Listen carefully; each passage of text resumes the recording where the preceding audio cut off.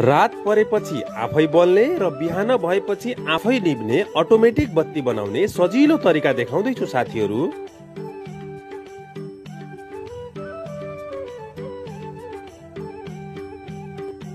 एउटा पंखाको डिमर लिने र डिमरबाट BT 134 वा BT 136 नम्बरको ट्रायक 100 किलो ओमको रेजिस्टर र डायक झिक्ने। अब रेजिस्टरलाई ट्रायकको MT2 मा जोडिदिने, डायकलाई गेट र रेजिस्टरसँग जोडिदिने। त्यसपछि एउटा LDR लिने र एउटा लेगलाई ट्रायकको गेटमा र अर्को लेगलाई MT1 मा जोडिदिने। अब तार जोडिएको 2 पिन प्लग र सकेट लिने, एउटा तारलाई बीचबाट काटिदिने। इनपुट तारलाई MT1 मा र आउटपुट तारलाई MT2 मा जोडिदिने।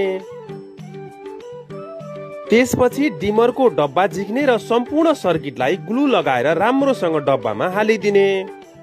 हाम्रो LDR सेन्सर स्विच तयार भयो। साथीहरू, यस सर्किटमा जब LDR मा लाइट पर्छ तब सर्किटबाट विद्युत सप्लाई बन्द हुन्छ र जब लाइट पर्दैन तब मात्रै विद्युतको सप्लाई हुन्छ। भिडियो मन परेमा हामीलाई फलो गर्न नभुल्नु होला है।